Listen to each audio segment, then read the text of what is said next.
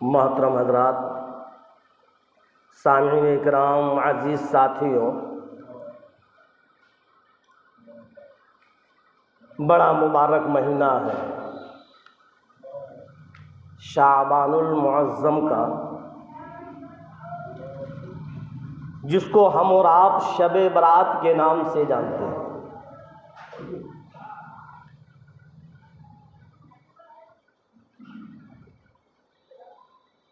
ये शब-ए बरात क्या है?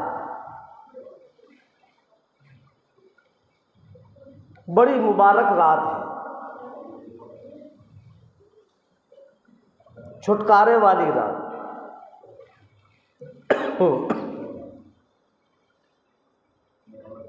इस रात के अंदर परवरदिगार आलम के फैसले होते हैं।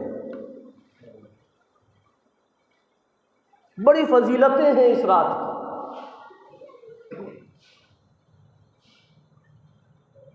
अल्लाह के रसूल सरकार दो आलम सल्लल्लाहु अलैहि वसल्लम ने बड़ी फजीलतें बयान की हैं। हम और आप तो सिर्फ इतना जानते हैं कि जब ये शब बरात का महीना शुरू होता है और शब बरात की जब 14 तारीख होती है तो हलवा बनाओ, खुद भी खाओ, औरों को खिलाओ। अक्सर लोगों के दिमागों के अंदर सिर्फ यही बात है। लेकिन इस महीने की फजीलत सरकार दो आलम सल्लल्लाहु अलैहि वसल्लम ने क्यों फरमाई? कौन सी ऐसी चीज़ है जिससे इस महीने की फजीलत हुई? शायद ही बहुत कम लोग हैं जो इस चीज़ को जानते हैं कि ऐसी मुबारक रात इस महीने के अंदर है जिसमें परवरदिगार आलम ऐलान करता है कोई मुझसे मग़फ़िरत करवाने वाला, आज मैं उसकी मग़फ़िरत कर दूँ। है कोई मुझसे आज औलाद लेने वाला, मैं उसको औलाद दे दूँ। है कोई परेशानी और किसी तकलीफ में मुब्तला में उसको उससे रिहाई दे दूँ, उस बीमारी को ख़त्म कर दूँ, परेशानी को ख़त्म कर दूँ। आओ और अल्लाह से अपने गुनाहों की, अपने ख़ताओं की, अपनी लग़ज़िशों की, अपनी कोताहियों की माफ़ी तलाफ़ी करें। हाँ, आ रही है वो रात। 3 तारीख़ है आज शाबान की, 14 तारीख़ 15वीं शब। और अल्लाह के रसूल इमामुल अंबिया महबूबे किब्रिया मदनी करीम सल्लल्लाहु अलैहि वसल्लम ने फरमाया कि जब वो रात शुरू हो जाए, क़ूमू लैलाहा वसूमू यौमाहा, रात में क़याम करो, नवाफिल पढ़ो, इबादत करो, अल्लाह का जिक्र करो, कुरान की तिलावत करो और दिन में रोज़ा रखो। यह है असल चीज़। हाँ, अल्लाह तबारक ताला ने आज नहीं बल्कि 1400 साल पहले अल्लाह के रसूल सरकार दो आलम सल्लल्लाहु अलैहि वसल्लम को आगाह फरमाया कि आओ मेरे नबी इमामुल अंबिया महबूबे किब्रिया सरवरे कौनैन सल्लल्लाहु अलैहि वसल्लम, आप अपनी उम्मत को बतलाओ, इन लोगों को बतलाओ, इन इंसानों को बतलाओ, मेरे बंदों को बतलाओ, वल अस्र इन्नल इंसान लफी खुस्र। अल्लाह ने ज़माने की कसम खाकर फरमाया। हाँ, एक तो अल्लाह का फरमान, अल्लाह का कलाम, अल्लाह का फरमान, शक और शुबह करने की गुंजाइश ही नहीं उसमें। और फिर परवरदिगार आलम अपने फरमान से पहले कसम खाए तो कसम खाकर बात और मजबूत हो जाती है या नहीं? जब हम अपने सामने वाले को अपनी बात से मुतासिर करना चाहते हैं, अपनी बात को सामने वाले के सामने रखना चाहते हैं, और हमको ये पता है कि ये हमारी बात गलत समझेगा, तो फिर हम उसको कसम खाते हैं कि मैं कसम खाकर कहता हूं ये बात ऐसी है या नहीं? क्योंकि कसम खाने के बाद वो बात और मजबूत हो जाती है। अल्लाह का कलाम तो ऐसा कलाम है कि अल्लाह के कलाम के मुकाबिल पर कोई कलाम नहीं है। खुद कुरान करीम के अंदर परवरदिगार आलम ने फरमाया, ला रैबा फी, इस कलाम के अंदर, इस कुरान करीम के अंदर, अल्लाह की इस किताब के अंदर, किताबुल्लाह के अंदर कोई शक और शुबा करने की गुंजाइश नहीं। अल्लाह का कलाम ऐसा है, अल्लाह का फरमान ऐसा है,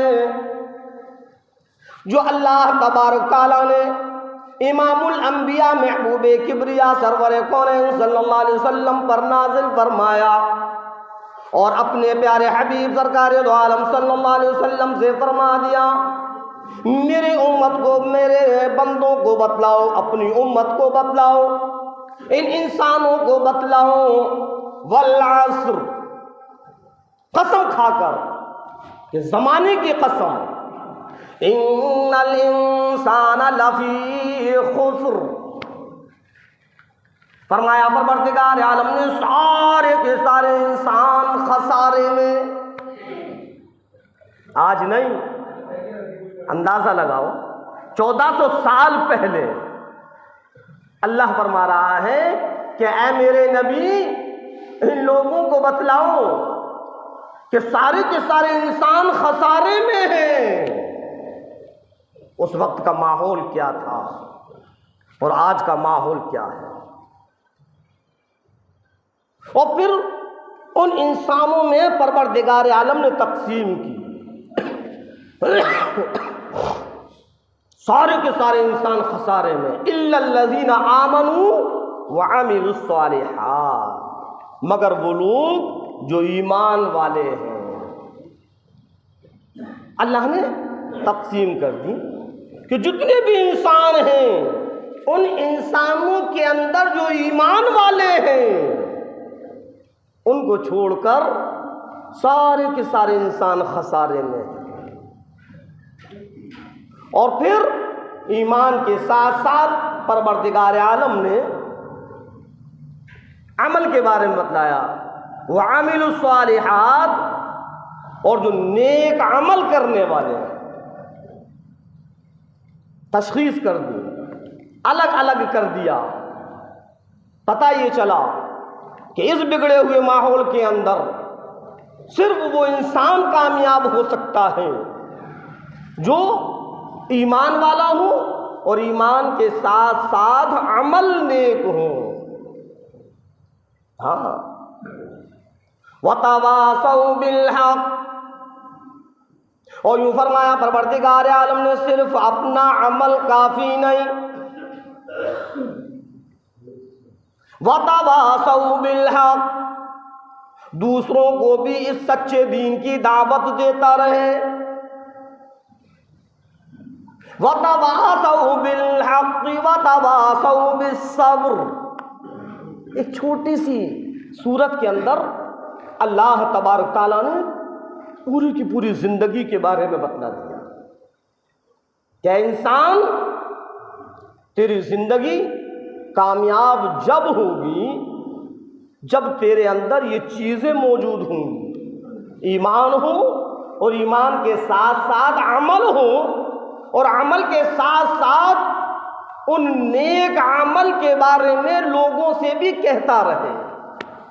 वतवासौ बिल हक, हक चीज की लोगों को ताकीद करते रहे, और जब हक बात लोगों तक पहुंचाने में जो तकलीफ़ें आए, जो परेशानियां आए, जो मुसीबतें आए, वतवासौ बिस्सब्र, तो उस पर फिर वो सब्र की भी ताकीद करते रहे। हाँ, सहाबा किराम ने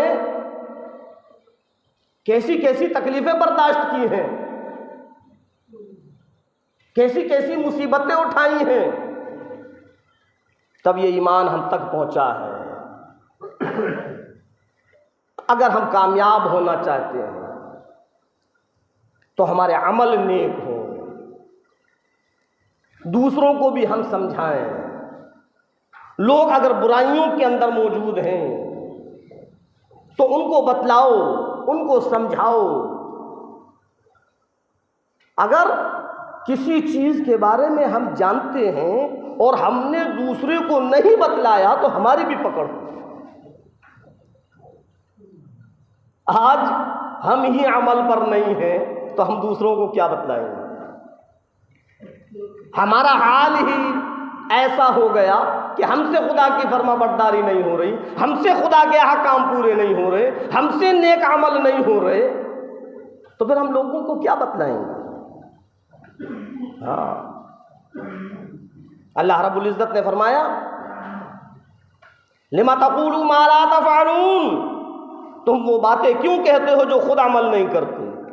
तो पता ये चला कि जब हम किसी को दावत देने के लिए जा रहे हैं, जब हम किसी को किसी नेक बात के बारे में बतलाने के लिए जा रहे हैं, तो उस बात पर हमारा अमल ज़रूरी है, तब सामने वाले के दिल में हमारी बात उतरेगी। अगर हम अमल पर नहीं तो सामने वाले के दिल में हमारी बात नहीं उतरेगी। अजी छोड़ो, हमने बहुत लोगों को देखा, पहले तुम तो अमल पर आ जाओ, हमको कहने लगे, हमें समझाने आए हो, हम तुमको देखते हैं कि तुम कितने पानी में हो। क्यों ये बात उसने क्यों बोली? इसलिए कि हम अमल पर नहीं हैं। फरमाया परवरदिगार आलम ने, लिमा तक़ूलू मा ला तफ़अलून, तुम उन बातों को क्यों कहते हो जो तुम अमल खुद नहीं करते। आज हमारी ज़बानों पर गालियाँ मौजूद है, बुराइयाँ मौजूद है, ग़ीबतें मौजूद है, चुगलखोरियाँ मौजूद है। हम दूसरों को कैसे कहें कि गालियाँ बको नहीं, किसी की ग़ीबतें ना करो, किसी की बुराइयाँ ना करो, किसी की चुगलखोरी ना करो।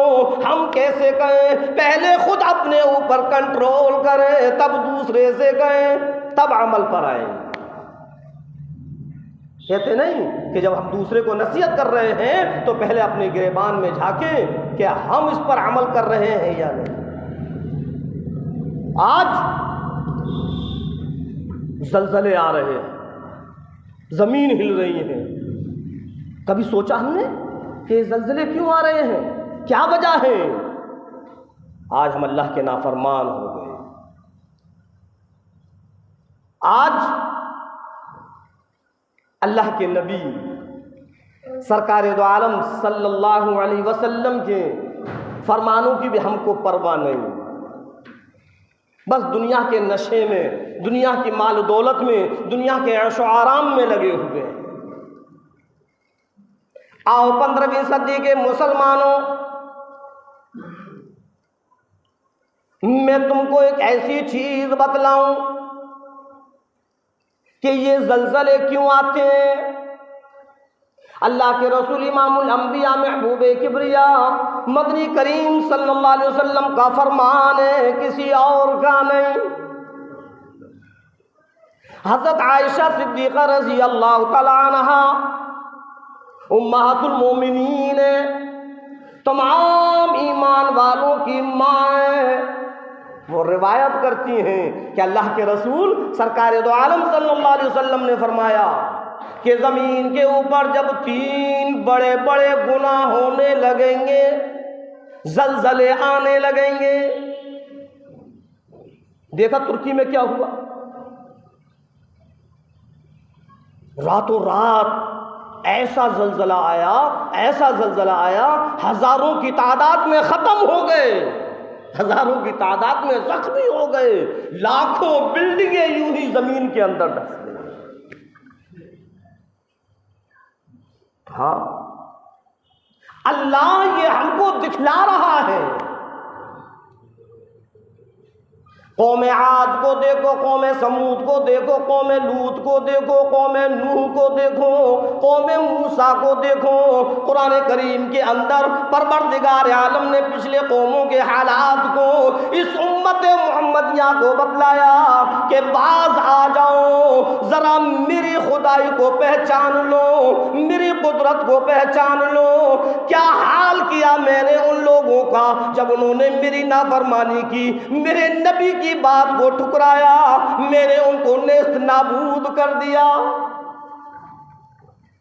किसी को जमीन के अंदर धंसा दिया, किसी को एक चीख के जरिए हलाक कर दिया, किसी को दरियाए नील के अंदर गर्क कर दिया। ये सब अल्लाह के अज़ाब है पिछली कौमों पर जो आए। और कुरान करीम के अंदर इन सारे के सारे अज़ाबों को परवरदिगार आलम ने दिखलाया, बतलाया। ऐ मेरे महबूब, आप अपनी उम्मत को बतलाओ, वो गुनाहों से बाज आ जाए। पिछले लोगों का हाल क्या हुआ? अल्लाह रब्बुल इज़्ज़त ने तरह तरह के अज़ाब भेजे और अल्लाह रब्बुल इज़्ज़त फरमाता हूं, मेरे बंदों, अगर उन कौमों के हालात को देखकर भी तुम्हारी समझ में नहीं आता तो फिर देख लो, जब मैं चाहूं, जहां चाहूं, जिस वक्त चाहूं ज़लज़ला भेज करो, मैं बिल्डिंगों को तहस नहस कर दूं। तुमको पता नहीं, तुमको खबर नहीं, तुम सोने में लगे हुए हो, मैं बिल्डिंगें गिराने में लगा हुआ हूं। ऐसा ही तो हुआ तुर्की में। सो रहे हैं, सुबह उठे, देखा कि सब ढेर हो गया। इज़ा ज़ुल्ज़िलतिल अर्ज़ु ज़िल्ज़ालहा व अख़रजतिल अर्ज़ु अस्क़ालहा व क़ालल इंसानु मा लाहा। हाँ, जब अल्लाह का कहर होता है तो फिर वो जमीन को हिला देता है। सब अल्लाह के कब्जे कुदरत के अंदर है। कोई चीज ऐसी नहीं जो अल्लाह के कब्जे कुदरत से बाहर हो। वो जब जमीन को हुक्म दे दे जमीन फट जाए, हवा को हुक्म दे दे हवा तेज चलने लगे, बारिश को हुक्म दे दे ऐसी बारिश हो, ऐसी बारिश हो, ऐसी बारिश हो, रुकने का नाम ना। हाँ, और फिर फरमाया इज़ा ज़ुल्ज़िलतिल अर्ज़ु ज़िल्ज़ालहा व अख़रजतिल अर्ज़ु अस्क़ालहा व क़ालल इंसानु मा लाहा। फिर जब इंसान देखता है कि हाय ये क्या हुआ, ये क्या हुआ। देखा तुर्की का हाल, जब आंख खुली और देखा तो फिर हम लोग और वहां के रहने वाले ये क्या हो गया, ये क्या हो गया। हाँ, अल्लाह दिखला रहा है कि बाज आ जाओ, बाज आ जाओ, बाज आ जाओ, मेरी नाफरमानियों से बाज आ जाओ, मेरे अहकाम को तोड़ने से बाज आ जाओ। और कभी कभी परवरदिगार आलम ऐसी अलामतें दिखलाता है, एक नहीं, दो नहीं, तीन नहीं, सैकड़ों लाखों लोगों ने देखा। सीरिया के अंदर मोबाइल में मैंने भी देखा कि इस तरीके से बादलों में हाथ जुड़े हुए हैं। देखा आप लोगों ने? हाँ, ऐसी क्लिप देखी कि बादलों के अंदर इस तरीके से हाथ जुड़े हुए हैं। अल्लाह क्या दिखलाना चाह रहा है कि अपने गुनाहों से माफी तलाफी करो, आओ मेरे दर पर आओ और मेरे सामने हाथ जोड़ो, हाथ फैलाओ, अपने गुनाहों से माफी तलाफी करो। हाँ, लेकिन फिर भी हमारी समझ में नहीं आ रहा, फिर भी हम उसी तरीके से गुनाह करने में लगे हुए हैं। कब आएगा हमारी समझ में? है मुसलमान, तेरी ये गफलत कब खत्म होगी? ज़लज़ले परवरदिगार आलम के देखकर तेरी समझ में नहीं आता, आंधी तूफान देखकर तेरी समझ में नहीं आता, बारिश लगातार होती रहती है, फिर भी तेरी समझ में नहीं आता कब तेरी ये गफलत खत्म होगी, कब तेरी समझ में आएगा। जब तू कब्र के अंदर पहुंच जाएगा तब समझ में आएगा, और उस वक्त अगर तेरी समझ में आया तो फिर वो समझ तेरी कामयाब नहीं होगी। हाँ, हम बेदार हों, अपनी गफलत को खत्म करें, अल्लाह के सामने रोएं, गिड़गिड़ाएं और अपने गुनाहों की माफी तलाफी करें। बड़ी मुबारक रात आ रही है, अल्लाह हम और आपको मौका दे रहा है। हर नमाज में अल्लाह से दुआएं करें कि अल्लाह उस मुबारक रात में तौबा करने के लिए वो मुबारक रात हमको नसीब फरमा। इसलिए कि अभी भी कोई पता नहीं, अब तो 3 तारीख है, हाँ 11 दिन है, मौत का तो पल का भरोसा नहीं, पल भर के पता नहीं कब क्या हो जाए। हाँ, तो बतला रहा था कि ये जलजले क्यों आते हैं। हदीस पाक को खोल कर देखो, 3 बड़े बड़े गुनाह, अल्लाह माफ करे, अल्लाह माफ करे, वो तीनों गुनाह आज मुसलमान के अंदर मौजूद हैं। और यूं फरमाया मदनी करीम सल्लल्लाहु अलैहि वसल्लम ने कि जब वो तीनों गुनाह आम हो जाते हैं, जमीन के ऊपर जब वो तीनों गुनाह की कसरत हो जाती है, अल्लाह का कहर जोश में आता है, जलजले शुरू हो जाते हैं। अल्लाह कहार भी है, जहां अल्लाह गफ्फार है वहां अल्लाह कहार भी है। ऐसे काम ना करो जिसमें अल्लाह का कहर जोश में आ जाए, और जब अल्लाह का कहर जोश में आता है तो फिर अल्लाह जब पकड़ करता है तो उसकी पकड़ से बचाने वाला कोई नहीं होता। मेरे नबी, तेरे नबी, सारी की सारी कायनात के नबी, नबियों के नबी, वलियों के नबी, कुतुब अब्दाल के नबी, पैगंबर रसूलों के नबी, सारी की सारी इंसानियत के नबी, इमामुल अंबिया महबूबे किब्रिया सरवरे कौनैन सल्लल्लाहु अलैहि वसल्लम ने फरमाया कि जब 3 गुनाह आम हो जाते, जब 3 गुनाह कसरत से होने लगते, जब 3 गुनाह लोगों के अंदर आ जाते, अल्लाह ज़लज़ले शुरू कर देता है, अल्लाह का अज़ाब आने लगता है, अल्लाह अज़ाब की झलकियां दिखलाने लगता है। सबसे पहला और सबसे बड़ा गुनाह सरकार दो आलम सल्लल्लाहु अलैहि वसल्लम ने फरमाया शराब। समझ में आई बात? आप सल्लल्लाहु अलैहि वसल्लम ने जो 3 गुनाह बतलाए कि इन 3 गुनाहों से जलजले आते हैं, अल्लाह का कहर जोश में आता है। फरमाया मदनी करीम सल्लल्लाहु अलैहि वसल्लम ने, हज़रत अम्मा आयशा रज़ी अल्लाह तआला अन्हा फरमाती हैं, रिवायत बयान करती हैं, इमामुल अंबिया महबूबे किब्रिया सरवरे कौनैन सल्लल्लाहु अलैहि वसल्लम का फरमान है, जब शराब आम हो जाती है, जब शराब लोगों के अंदर आ जाती है, जब शराब में लोग डूब जाते हैं, जब शराब के लोग आदी बन जाते हैं, अल्लाह तबारक तआला का कहर जोश में आ जाता है। 15वीं सदी के मुसलमानों, कब तू अपनी शराब को बंद करेगा? नौजवान का भी तबका शराब के अंदर मौजूद है, बड़े बूढ़ों का तबका भी शराब के अंदर मौजूद है। अरे शराब के ठेकों पर देखो, मुसलमानों की लाइन लगी हुई है, कतार लगी हुई है। ऐसा नहूसत वाला अमल हो, इतना गुनाह वाला अमल हो कि जिस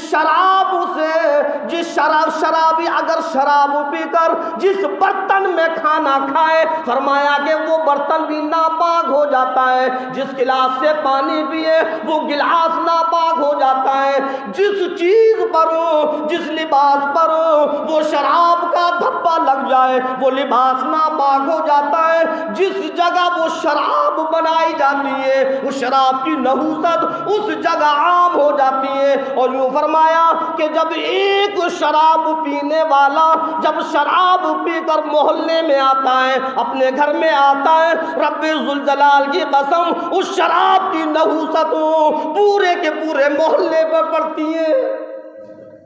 अल्लाह के रसूल सरकार दो आलम सल्लल्लाहु अलैहि वसल्लम फरमा रहे हैं, एक शराबी की नहूसत, एक शराबी के गुनाह का बवाल पूरे इलाके पर, पूरे मोहल्ले पर। अल्हम्दुलिल्लाह आज तो मोहल्ले में ढूंढे तो कई शराबी निकल आए,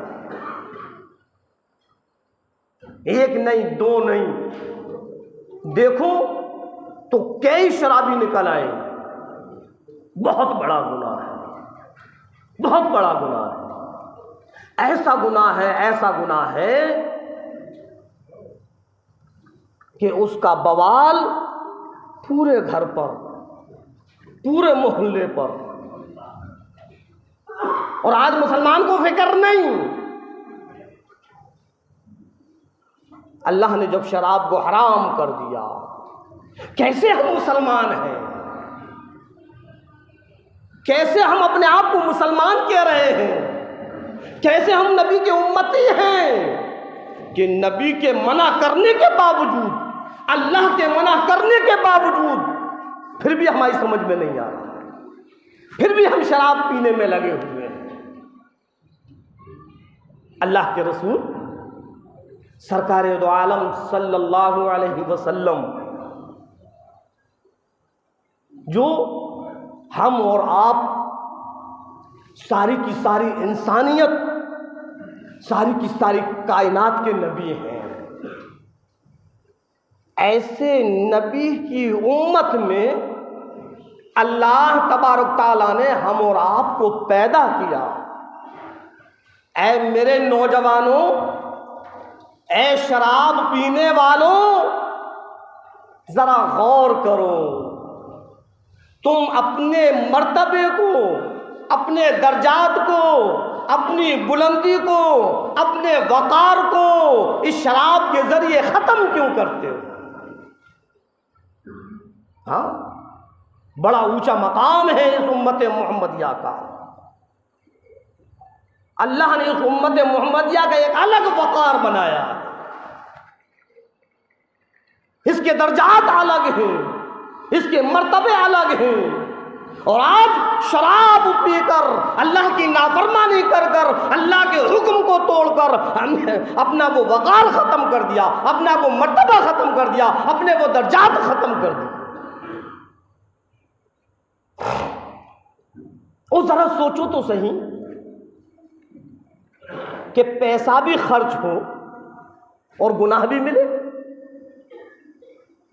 नालियों में पड़े हुए हैं, सड़कों पर पड़े हुए हैं, कुत्ते उस शराबी के ऊपर पेशाब कर रहे हैं, कूड़ा डल रहा है, कूड़े के ढेर पर पड़ा हुआ है।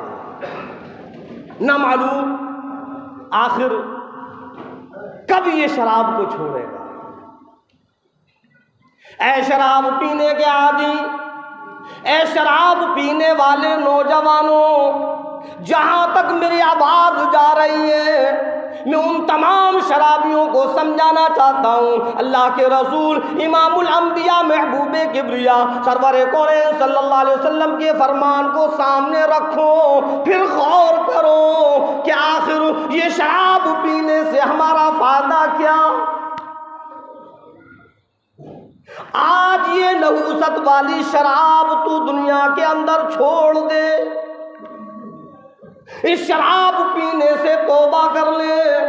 कल क़यामत के दिन शराबन तहूरा, परवरदिगार आलम ऐसी शराब जन्नत के अंदर पिलाएगा, ऐसी शराब पिलाएगा, शराबन तहूरा, जो पाक साफ और शफाफ शराब हो। ये क्या है? बदबूदार, पीकर नालियों में लुढ़क जाना, जो देखे वो गालियां बके, जो देखे वो लाते मारे, जो चाहे उसको मार कर निकल जाए, कुत्ते उसके ऊपर से निकल जाएं, उस पर पेशाब कर दें।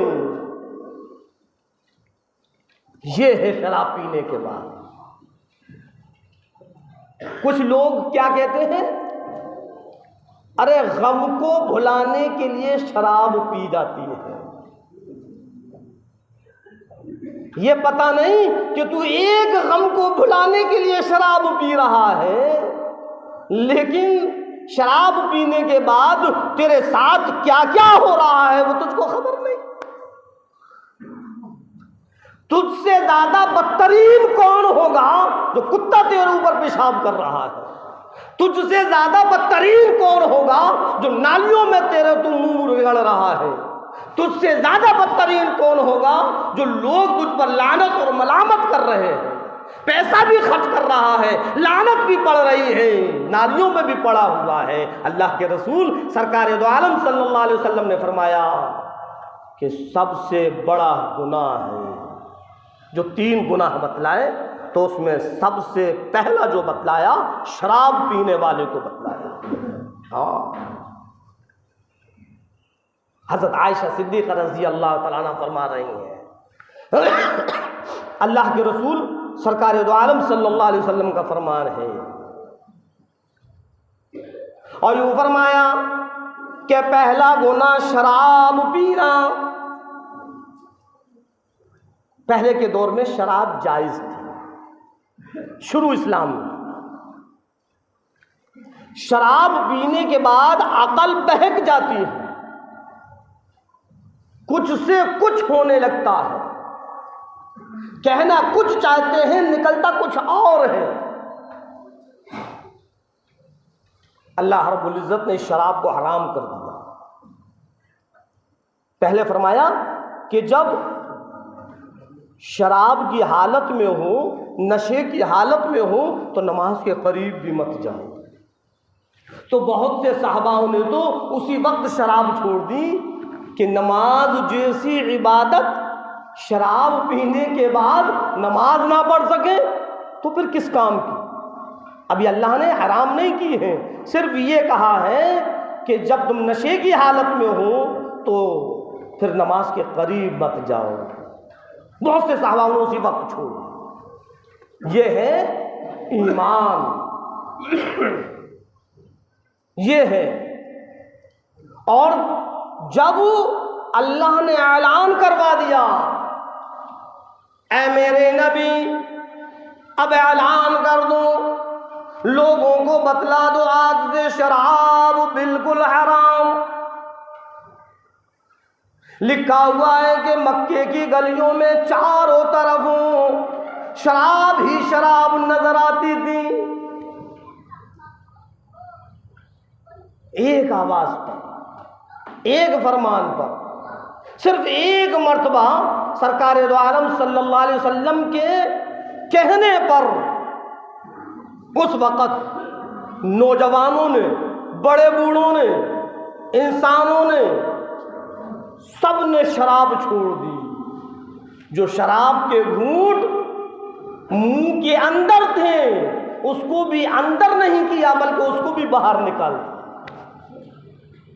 सिर्फ एक बार सरकार दो आलम सल्लल्लाहु अलैहि वसल्लम ने अल्लाह रब्बुल इज्जत के फरमान को सामने रखा और हाल ये हुआ कि हर एक ने शराब छोड़ दी। ऐ 15वीं सदी के मुसलमान, आज तेरे सामने सरकार दो आलम सल्लल्लाहु अलैहि वसल्लम के फरमानों को कितनी मर्तबा रखा जा रहा है, लेकिन उसके बावजूद भी तू शराब से तौबा नहीं करता। कैसा ईमान है तेरा, कैसा मुसलमान है तू, कैसा उम्मती है तू कि तू नबी की बात को नहीं मानता और अपने आप को उम्मती कहता है। जरा गौर कर, जिस नबी की बात को तू नहीं मानता, कल कयामत के दिन वो नबी तुझको कैसे बख्श पाएगा। जिस नबी के फरमान की तू परवाह नहीं करता, कल कयामत के दिन सरकार तेरी कैसे परवाह करेंगे। जिस नबी के फरमान को तू ठुकरा देता है, कल कयामत के दिन सरकार तेरी सिफारिश कैसे करेंगे। इतनी भी बात हमारी समझ में नहीं आती। सोचें, अभी अल्लाह ने हमको मौका दिया है तौबाएं करें, उस शराब जैसी नहूसत से अपने आप को बचाएं। ये शराब ऐसी नहूसत वाली चीज है जिससे मोहल्ले बर्बाद हो जाते हैं, आबादियां बर्बाद हो जाती हैं, इलाके बर्बाद हो जाते हैं। हाँ, फरमाया मदनी करीम सल्लल्लाहु अलैहि वसल्लम ने कि जब 3 बड़े बड़े गुनाह होने लगते हैं, जब गुनाह, तीनों गुनाहों की तादाद जमीन पर कसरत से हो जाए, जब लोगों के अंदर वो 3 बड़े बड़े गुनाह आ जाए, अल्लाह के ज़लज़ले शुरू हो जाते हैं, अल्लाह का कहर जोश में आ जाता है। सबसे पहला गुनाह बतलाया शराब। इरशाद फरमाया मदनी करीम सल्लल्लाहु अलैहि वसल्लम ने कि दूसरा वो गुनाह है जिससे अल्लाह गज़ब में आ जाता है, ज़िना। पहला गुनाह क्या बतलाया? शराब। आज मुसलमान मौजूद है। और दूसरा बतलाया ज़िना। हाँ, आज ये गुनाह भी मुसलमान के अंदर है। देखो, जगह जगह गुनाह हो रहा है, जगह जगह ज़िना हो रहा है, मकानों के अंदर, पार्कों के अंदर, गाड़ियों के अंदर, सड़कों पर, जिधर नजर उठाकर देखो लोग ज़िना के अंदर मुब्तला है। ज़िना एक ऐसा नहूसत वाला गुनाह है कि जब जमीन के ऊपर ज़िना होता है तो ये जमीन अल्लाह की तरफ मुतवज्जे हो जाती है और फिर अल्लाह से कहती है, परवरदिगार मुझको हुक्म दे, मैं फटूं और इसको जमीन के अंदर धंसा दूं। हाँ, आज मुसलमान इससे भी बाज नहीं आ रहा। ज़िना का बाजार भी बड़ा गर्म है। गैर तो गैर, हम मुसलमान उसके अंदर मौजूद हैं। और फिर ये कहते हैं मुसलमान परेशान है, परेशान है, परेशान है, लेकिन ये नहीं देखता कि आखिर ये परेशानी क्यों है, किस वजह से ये परेशानी आ रही है। अल्लाह ज़लज़ले पहुंचाकर लोगों को समझा रहा है कि बाज आ जाओ इस गुनाह से, वरना पिछले कौमों की तरीके से ख़त्म कर दिया जाएगा। मैं बारहा कहता हूँ कि सरकार दो आलम सल्लल्लाहु अलैहि वसल्लम की दुआओं की बरकत है, वरना कब के हम नेस्त नाबूद हो चुके हो। अल्लाह के रसूल सरकार दो आलम सल्लल्लाहु अलैहि वसल्लम ने दुआ फरमाई, ए अल्लाह मेरी उम्मत को पिछली कौमों की तरीके से हलाक मत करना।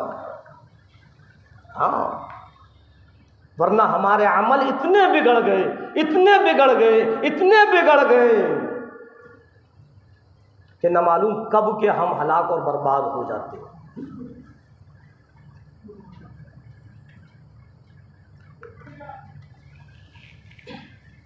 एक चीज और बतलाऊं, हम ज़िना को सिर्फ और सिर्फ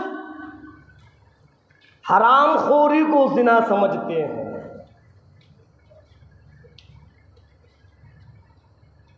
अभी हमने समझा नहीं, इसकी सबसे पहली सीढ़ी मोबाइल है और ये यहूदियों का मिशन है, ऑनलाइन जिससे चाहें जब चाहें चैटिंग करें। मोबाइल को खोला, ऐसी ऐसी ऐप मौजूद है कि हम जिससे जब चाहें बात करें।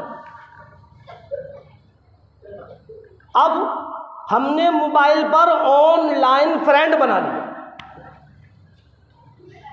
दोस्त बना लिया। अब उसी से नाम पते सब पूछ लिए, अब चैटिंग होना शुरू हो गई, मैसेज पर मैसेज पहुंच रहे हैं। सबसे पहली सीढ़ी इस जिना की यहां से शुरू होती है, और फिर मैसेज करते करते करते करते करते करते शैतान उन दोनों को इस बात पर आमादा कर देता है कि डेटिंग शुरू हो जाती है, डेट पर जाने लगते हैं। क्या होता है, एक गैर महरम दूसरे गैर महरम के साथ अब घूम रहे हैं, खा रहे हैं, होटलों में, बाजारों में अय्याशियां कर रहे हैं, हरामखोरियां कर रहे हैं, तो सबसे पहली सीढ़ी क्या है, यही मोबाइल है। एक नौजवान का बहुत लंबा चौड़ा तबका जो जिना के अंदर मुब्तला है, वो इसी चैटिंग की वजह से। अरे बात समझ में आ रही है? मैं उन नौजवानों से कहना चाहता हूं कि ये चैटिंग वाली जो ऐप है इसको डिलीट मारें, अल्लाह से तौबाएं करें, वरना जब अल्लाह की पकड़ आएगी हम उस पकड़ से बच नहीं सकते। हाँ, अल्लाह ने मौका दिया है तौबा करने के लिए, अल्लाह तबारक तआला ने मोहलत दी है। रोएं, गिड़गिड़ाएं, अल्लाह से माफ़ी तलाफ़ी करें। अल्लाह बड़ा गफूर रहीम है, अल्लाह माफ़ करेगा। दो चीज़ें होंगी जो अल्लाह के रसूल सरकार दो आलम सल्लल्लाहु अलैहि वसल्लम ने बड़े बड़े जो 3 गुनाह बतलाए, तो उसमें से सबसे पहला शराब बतलाया कि जो शराब का आदी बन जाता है, शराब पीने वाला बन जाता है, शराब लोगों में आम हो जाती है। दूसरी चीज़ जिना के बारे में बतलाया कि जब जिना आम हो जाए, जिना लोग जिना के आदी बन जाएं, लोगों के अंदर जिना की कसरत बढ़ जाए, तो अल्लाह के ज़लज़ले शुरू होते हैं, अल्लाह का गज़ब जोश में आता है। कल क़यामत के दिन जब नामे आमाल सामने रखा जाएगा और अल्लाह तबारक तआला जब हमारे नामे आमालों को दिखलाएगा, तो कुछ ऐसे लोग होंगे जो ये कहेंगे, हे अल्लाह, ये गुनाह तो मैंने किया ही नहीं,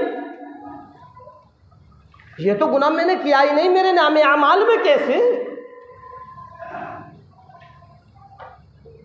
कि ये जो 2 फरिश्ते हैं जो हर वक्त साथ में रहते थे, इन्होंने किया है, उन्होंने लिखा है। ए अल्लाह, हो सकता है कि इन्होंने अपनी तरफ से लिख दिया हो। हाँ, बंदा कहेगा कि अल्लाह, हो सकता है इन्होंने अपनी तरफ से लिख दिया हो, या मैंने कम किया हो और इन्होंने ज़्यादा कर कर लिख दिया हो। इसके अलावा मुझे कोई और गवाह बतलाओ, मैं नहीं मानता कि ये मेरा गुनाह है। इरशाद फरमाया परवरदिगार आलम ने, अल-यौमा नख्तिमु अला अफ़वाहिहिम व तुकल्लिमुना अयदीहिम व तशहदु अर्जुलुहुम बिमा कानू यक्सिबून। ज़बान पर मोहर लग जाएगी, ज़बान बंद हो जाएगी, और अल्लाह के सामने हाथ कलाम करने लगेंगे, हाथ बोलने लगेंगे, हाथ कहने लगेंगे, इलाही, ऐ परवरदिगार आलम, ऐ रब्बे कायनात, ये तेरा वो बदमाश बंदा है जो दुनिया में बदमाशी किया करता था, इन्हीं हाथों से हराम खोरी किया करता था, इन्हीं हाथों से हर गैर महरमों को पकड़ा करता था। ऐ परवरदिगार आलम, इन्हीं हाथों से इसने तेरी नाफरमानियां की, इधर पैर गवाही देंगे, ऐ रब्बे कायनात, ये तेरा वो बदमाश बंदा है जिसने इन पैरों से ये हरकत की। अल्लाह रब्बुल इज्जत फरमाएगा कि देख, अब जिन हाथों से, जिन पैरों से तूने गुनाह किए हैं, वो खुद बोल रहे हैं। बंदा कहेगा, इलाही अपने भी पराए हो जाते, मुझे इन पर भी एतबार नहीं, इनका भी एतमाद नहीं, अगर इनके अलावा और कोई गवाह हो तो बदला। ओहो, वो तो ये समझ रहा है कि दुनिया की अदालत है कि बहस पर बहस, बहस पर बहस। ये पता नहीं कि परवरदिगार आलम पर कोई ऐसी चीज नहीं जो तुझको अजाब से रोक सके जब अल्लाह अजाब देने पर आ जाए। बंदा कहने लगे इलाही अपने भी पराए हो जाते, मुझको इनकी गवाही का एतबार नहीं, इनके अलावा अगर कोई और हो तो बदला। यौमइदिन तुहद्दिसु अखबारहा, अल्लाह ज़मीन को हुक्म देगा, ए ज़मीन उलट दे अपनी सारी की सारी खबरों को। ज़मीन कहेगी, ए परवरदिगार आलम फुला वक़्त में, फुला टाइम पर, फुला तारीख में इन दोनों ने मिलकर मेरे ऊपर रह कर ये हरकत की, ये गुनाह किया, ये हराम खोरी की, ये बदकारी की। अल्लाह कहेगा अब बोल, जिस ज़मीन पर रहकर तू गुनाह किया करता था, जिस ज़मीन पर रहकर तू हरामखोरी किया करता था, जिस ज़मीन पर रहकर तू अय्याशियाँ किया करता था, जिस ज़मीन पर रहकर तू मेरे हुक्मों को तोड़ा करता था, आज वो ज़मीन बोल रही है। अब क्या जवाब होगा? अल्लाह कहेगा फेंको इनको जहन्नम के अंदर। हाँ, बाज आ जाओ ऐ मुसलमानों, बाज आ जाओ अल्लाह की नाफरमानियों से, बाज आ जाओ गुनाहों से, बाज आ जाओ कोहताइयों से। अल्लाह के रसूल सरकार दो आलम सल्लल्लाहु अलैहि वसल्लम की नाफरमानियों से बाज आ जाओ। कहीं ऐसा ना हो, हाय हाय, कहीं ऐसा ना हो हम गुनाह में लगे रहें, इज़राइल आ जाएं, रूह कब्ज़ कर कर ले जाएं और तौबा भी नसीब। दो चीज़ें बतलाएंगे। तीसरा गुनाह क्या है इंशाअल्लाह अगले जुम्मे को बतलाया जाएगा। वक्त हो गया। अल्लाह रब्बुल इज़्ज़त हम और आपको कहने और सुनने ज़्यादा अमल करने की तौफीक अता फरमाए।